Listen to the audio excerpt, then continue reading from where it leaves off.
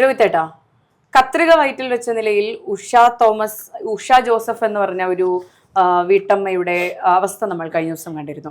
അപ്പോൾ ഇതുമായി സംബന്ധിച്ച് ഈ ഡിപ്പാർട്ട്മെന്റിന്റെ ഹെഡായ ഡോക്ടർ ലളിതാംബിക നടത്തിയ പരാമർശങ്ങൾ നമ്മൾ ശ്രദ്ധിച്ചിരുന്നു.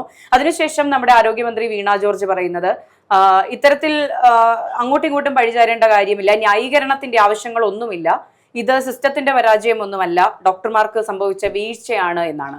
അതേസമയം ഡോക്ടർ ലളിതാംബിക പറയുന്നത് ഇത് സിസ്റ്റത്തിന്റെ വീഴ്ചയാണ്. ഈ പറയുന്ന ഉപകരണങ്ങളുടെ കണക്കെടുക്കാനോ കണക്കുകൾ രേഖപ്പെടുത്താനോ ഒരു സ്റ്റാഫ് സർക്കാർ ആശുപത്രികളിൽ ഇല്ല എന്നാണ് അവർ പറയുന്നത്. അപ്പോൾ ഇതിൽ ആരുടെ ഭാഗത്തായിരിക്കും ഈ പറയുന്ന ന്യായം എന്ന് പറയുന്നത്? നമ്മൾ രാവിലെ മുതൽ 3 വനിതാ രത്നങ്ങളുടെ ബൈറ്റുകൾ മാധ്യമങ്ങളിലൂടെ കണ്ടുകൊണ്ടിരിക്കുകയാണ്. ഒന്ന് ഉഷ ജോസഫ്, ബാധിക്കപ്പെട്ട ആൾ, അതിജീവത എന്ന് പറയാം. ഉറപ്പായിട്ടും ആ വാക്കാണ് ഏറ്റവും ആപ്റ്റായിട്ട് പറയുന്നത്. 5 വർഷക്കാലമായി വയറ്റിൽ ഒരു ഫോറിൻ ബോഡി, അതും ഒരു കത്രികയല്ല, അതിന് ആ ഉപകരണത്തിന് മറ്റെന്തോ പേര് മെഡിക്കൽ ടൈമിൽ ലളിതാംബിക ഡോക്ടർ പറയുന്നത് നമ്മൾ കേട്ടിരുന്നു. അപ്പോൾ ഈ ഉപകരണവുമായി 5 വർഷക്കാലമായി ഒരു തൊഴിലുറപ്പ് സ്ത്രീ നരകിച്ച് ജീവിക്കുകയായിരുന്നു. അവസാനം ഒരു യൂറിനറി പ്രശ്നവുമായി ഒരു സ്വകാര്യ ആശുപത്രി, ഗവൺമെന്റ് സർവീസിൽ നിന്ന് റിട്ടയർഡ് ആയ ഒരു ഡോക്ടറാണ് എക്സ്റേ എടുക്കാൻ പറയുന്നതും ആ എക്സ്റേയിൽ ഇത് കണ്ടെത്തുന്നതും. ഇവിടെ ചില പ്രശ്നങ്ങൾ ഇതുമായി ബന്ധപ്പെട്ടിട്ടുണ്ട്. എങ്കിൽ പോലും ഞാൻ രാവിലെ ഈ ലളിതാംബിക എന്ന് പറയുന്ന ഡോക്ടറുടെ ബൈറ്റ് കാണുകയായിരുന്നു. അത് 5 വർഷമല്ല 20 വർഷമായാലും അതിലൊരു പ്രശ്നമില്ല എന്ന് പറയുന്ന ഡോക്ടർ ലളിതാംബിക നിസ്സാരവൽക്കരിക്കുന്നതും നമ്മൾ കണ്ടു. പക്ഷേ അവർ പറയുന്നതിൽ ചില കാര്യങ്ങൾ ഇല്ലാതില്ല എന്നുള്ളതാണ്. ഒന്ന്, ഡോക്ടർ ലളിതാംബിക അല്ല അത് ചെയ്തത്, അങ്ങനെ ഒരു കേസ് ചെയ്തതായി ഞാൻ ഓർക്കുന്നില്ല. അതെ, അവർ പറയുന്നുണ്ട് 3.5 കിലോയോളമുള്ള ഒരു മുഴയായിരുന്നു മാറ്റിയത്, അത്തരത്തിലൊരു സംഭവം ഞാൻ ചെയ്തിട്ടുണ്ടെങ്കിൽ ഞാനത് മറക്കില്ല. അതെ, ഉറപ്പായിട്ടും. അപ്പോൾ അവര് സ്വകാര്യ പ്രാക്ടീസിങ് നടത്തുന്നുണ്ടോ ഇല്ലയോ എന്നുള്ളത് സിസ്റ്റം അന്വേഷിക്കട്ടെ, അത് സെക്കൻഡറിയാണ്. അങ്ങനെ ഒരു ഡോക്ടർമാർ സ്വകാര്യ പ്രാക്ടീസ് നടത്തുന്നുണ്ടെങ്കിൽ അത് സിസ്റ്റത്തിന്റെ പ്രശ്നമാണ് എന്ന് 100% അത് കണ്ടെത്താൻ കഴിയാത്തത് സിസ്റ്റത്തിന്റെ പ്രശ്നം തന്നെയാണ്. പക്ഷേ അവർ പറഞ്ഞ ഒരു വാചകമാണ്. ആ വാചകത്തിൽ ഇങ്ങനെ ഒരു പേഷ്യൻ്റ് എൻ്റെ വീട്ടിൽ വന്നതായി എനിക്ക് ഓർമ്മയില്ല, ഞാൻ അങ്ങനെ ഒരു കേസ് ചെയ്തിട്ടില്ല, ചെയ്തെങ്കിൽ മേഘ ഇപ്പോൾ പറഞ്ഞതുപോലെ 3.5 കിലോ, അത് മെഡിക്കൽ എക്സ്പീരിയൻസ് ഉള്ള ആളുകൾക്കറിയാം, അത്രയും വലിയ ട്യൂമറസ് ആണോ എന്ന് സംശയിക്കുന്ന ഒരു മുഴ നീക്കം ചെയ്യുക എന്ന് പറയുന്നത് ഒരു ഡോക്ടർമാരും മറന്നു പോകാൻ ഇടയില്ലാത്ത കാര്യമാണ്. മറ്റൊരു ഡോക്ടർ ആകാം അത് ചെയ്തിട്ടുണ്ടാവുക, അത് പേര് പുറത്തു വരുമ്പോൾ നിങ്ങൾക്കറിയാം. മറ്റൊരു ഡോക്ടർ ആണെങ്കിൽ പോലും അവരെ പഴിക്കേണ്ട കാര്യമില്ല. സംഭവിച്ചത് സംഭവിച്ചുകൂടാത്തത് തന്നെയാണ്. പക്ഷെ അതിന് അതിൻ്റെതായ പ്രശ്നങ്ങളുണ്ട്.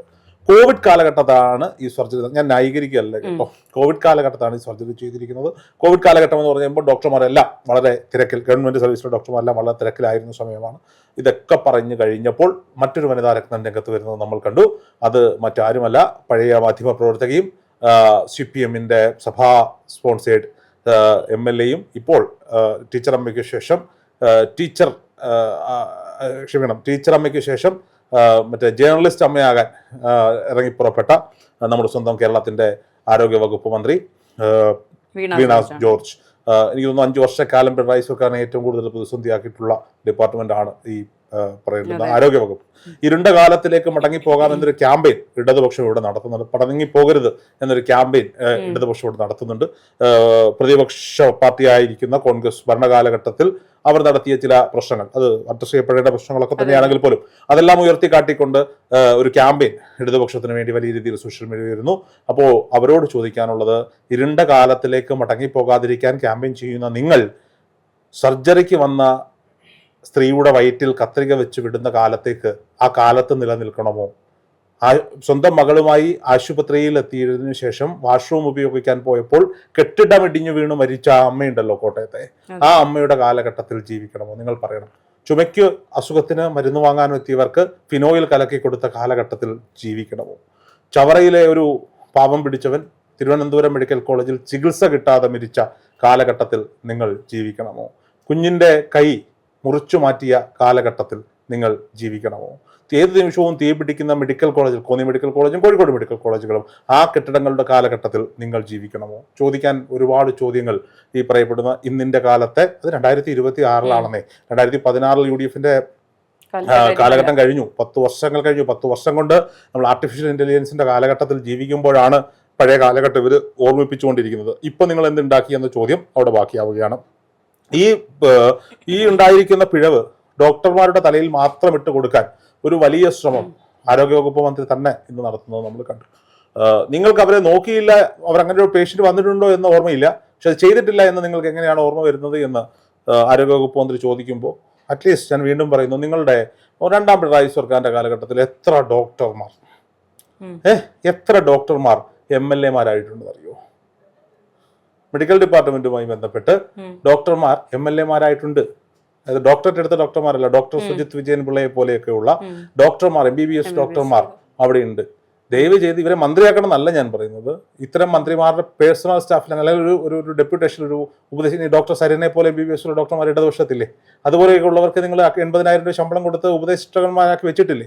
ഇവരെയൊക്കെ ആരോഗ്യ വകുപ്പിലെ ഉപദേഷ്ടകന്മാരായിട്ട് അറ്റ്ലീസ്റ്റ് മാധ്യമങ്ങളെ കാണുമ്പോൾ മന്ത്രിമാർക്ക് പ്രസംഗം എഴുതി കൊടുക്കാനെങ്കിലും ഉപയോഗിക്കണം എന്നുള്ളതാണ് എനിക്ക് പറയാനുള്ളത്. ഒരു ഡോക്ടറുടെ കാര്യം ഇപ്പം ഞാൻ തിരിച്ച് വീണ ജോർജിനോട് ചോദിക്കുകയാണ്, നിങ്ങൾ റിപ്പോർട്ട് ചെയ്ത വാർത്തകളിൽ എല്ലാ വാർത്തകളും നിങ്ങൾക്ക് ഓർമ്മയുണ്ടാകുമോ? നിങ്ങൾ ചർച്ച ചെയ്ത എല്ലാ വാർത്തകളും, പക്ഷേ ചില എക്സ്ക്ലൂസീവ് വാർത്തകൾ നിങ്ങൾക്ക് ഓർമ്മയുണ്ടാവില്ലേ? അതുപോലെ തന്നെയാണ് ഇത്രയും എക്സ്ക്ലൂസീവായി നടന്ന അത്രയും കോംപ്ലിക്കേറ്റഡ് ആയിട്ടുള്ള സർജറി ആ ഡോക്ടർ ലളിതാംബിക ചെയ്തിട്ടുണ്ടെങ്കിൽ ആ ഡോക്ടർ ലളിതാംബിക അത് ഓർമ്മയുണ്ടാകും എന്നുള്ളതാണ്. ഇപ്പോ ലളിതാംബിക പറഞ്ഞത് ശരിയായില്ലേ? ഡോക്ടർ ഷാഹിദ എന്നൊരു ഡോക്ടറാണ് ഇത് ചെയ്തിട്ടുള്ളത്. ഇനി ഇവിടുത്തെ പ്രശ്നം എന്താ? ഒരു സർജറി, ആ സർജറിയുടെ പ്രൊസീഡിങ്സ് എന്ന് പറയുന്നത്, ഞാനിത് ഈ ഡോക്ടർ ലളിതാംബികയുടെ ഈ ബൈറ്റ് കണ്ടിട്ട് ഞാൻ പല ഡോക്ടർമാരോടും ചോദിച്ചു, സർജന്മാരോട് ചോദിച്ചപ്പോൾ അവരെല്ലാം പറയുന്നത് ലളിതാംബിക പറഞ്ഞതാണ് അതിന്റെ പ്രൊസീഡിങ്സ്. എങ്കിലും ഈ ഉപകരണം അതിൽ വെച്ച് മറന്നതിൽ അത് ന്യായീകരണമൊന്നുമില്ല. ഇപ്പൊ ഒരു സർജറി ചെയ്യുമ്പോൾ അതിൽ ഫ്ലോർ നഴ്സ് എന്ന് പറഞ്ഞൊരു ഒരാൾ ഉണ്ടാകണം. സർജറി തുടങ്ങുന്നതിന് മുൻപ് എന്തൊക്കെ ഇൻസ്ട്രുമെന്റ്സ് ആണ് യൂസ് ചെയ്തിട്ടുള്ളത്, അത് ശരിയായ രീതിയിൽ ഉപയോഗിച്ചിട്ടുണ്ടോ, അത് ഒരെണ്ണം താഴെ വീണ് അത് ഉപയോഗിക്കാതെ അത് റീപ്ലേസ് ചെയ്യുക, ഇങ്ങനെയുള്ള കാര്യങ്ങളെല്ലാം ചെയ്യേണ്ടത് ഈ ഫ്ലോർ നഴ്സ് എന്ന് പറയുന്ന ആളാണ്. അപ്പോൾ ഈ സർജറി പൂർത്തിയായ ശേഷം എല്ലാവരും മാറി ഇത്രയും ഇൻസ്ട്രുമെന്റ്സ് പുറത്തുണ്ടോ എന്ന് നോക്കേണ്ടതും ഇവരുടെ ഉത്തരവാദിത്തമാണ്.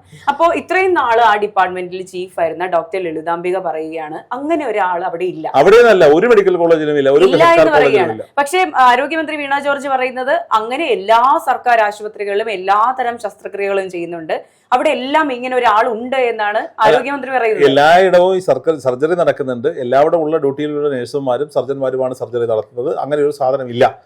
ബാക്കിയുള്ളവരൊക്കെ കൃത്യമായി നിരീക്ഷിച്ച് ഈ കാര്യങ്ങൾ ചെയ്തു പോകുന്നു എന്നുള്ളതാണ്. നോക്കൂ, നമ്മളിപ്പോ പല കാര്യങ്ങളിൽ സർക്കാരിലെ ഡോക്ടർമാരെ കുറ്റം പറയാറ്, അവരുടെ ഭാഗത്ത് അനാസ്ഥ ഉള്ള ഒരുപാട് പേർ നമ്മുടെ നാട്ടിലുണ്ട് എന്നുള്ളത് നമുക്ക് ഉത്തമ ബോധ്യവുമുണ്ട്. അപ്പോ ഞാൻ പറയുന്നത്, ഈ ഡോക്ടർമാരെ മാത്രം പഴിച്ചാൽ മതിയോ? പ്രൈവറ്റ് ആശുപത്രിയിൽ ഒരു ഡോക്ടർ അവരുടെ ഭാഗത്തുനിന്ന് ഒരു കൈപ്പിഴ ഉണ്ടാവില്ല. കാരണം എന്താ? മാനേജ്മെന്റിന്റെ കൃത്യമായ നിരീക്ഷണം അവർക്ക് മേലുണ്ട്. ഒന്നാമത്തെ കാര്യം അതാണ്. 2, ഒരു മനുഷ്യന് എടുക്കാൻ പറ്റുന്ന ജോലിക്കൊരു പരിധിയുണ്ട്. ആ പരിധിക്കകത്ത് നിന്നുകൊണ്ടാണ് ഈ പറയപ്പെടുന്ന സർജറികളായാലും മറ്റു ട്രീറ്റ്മെന്റ് ആയാലും കാര്യങ്ങളും ചെയ്യാൻ പറ്റുന്നത്.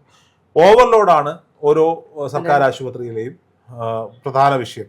ഈ ഓവർലോഡിനെ എങ്ങനെ പരിഹരിക്കാൻ കഴിയും? കൂടുതൽ നിയമനങ്ങൾ നടത്തി കൊള്ളാവുന്ന ഡോക്ടർമാരെയും നഴ്സുമാരെയും പ്ലേസ് ചെയ്യാൻ പറ്റണം. അതെ, ഈ വർക്ക് ലോഡ് കൂടുന്തോറും എഫിഷ്യൻസി എന്ന് പറയുന്ന കാര്യത്തിൽ വിദേശ രാജ്യങ്ങളിലൊക്കെ നമ്മൾ കാണാറുണ്ട്. ഈ പറയുന്ന പോലെ 8 മണിക്കൂർ ഷിഫ്റ്റ് ആണെങ്കിൽ അതിൽ 15 പേഷ്യൻസ് മാക്സിമം മാത്രമേ അവര് നോക്കുന്നുള്ളൂ. അതിനപ്പുറത്തേക്ക് നോക്കി അവരുടെ എഫിഷ്യൻസി കുറയും. ഇവിടെ 8 മണിക്കൂറിൽ നോക്കുന്നത് 1500 പേഷ്യൻസിനെയാണ്. ഒരു ദിവസം അവർ ചെയ്തു മാറ്റുന്ന എത്ര സർജറികളാണ്, എത്ര പോസ്റ്റ്മോർട്ടം ഒക്കെ ചെയ്യേണ്ടി വരുന്ന സാഹചര്യമുണ്ട് സർജന്മാർക്ക്. അങ്ങനെയൊക്കെയുള്ള സാഹചര്യങ്ങൾ ഉണ്ടാകുന്നുണ്ട്. അപ്പോൾ സ്വാഭാവികമായിട്ടും അതൊന്നും ഈ പറഞ്ഞിരിക്കുന്ന പ്രശ്നത്തിനൊരു ന്യായീകരണമൊന്നുമല്ല. എങ്കിലും പറയാണ്, ഇത് എന്തിന്റെ പ്രശ്നമാണ്? സിസ്റ്റത്തിന്റെ പ്രശ്നമാണ് സാർ.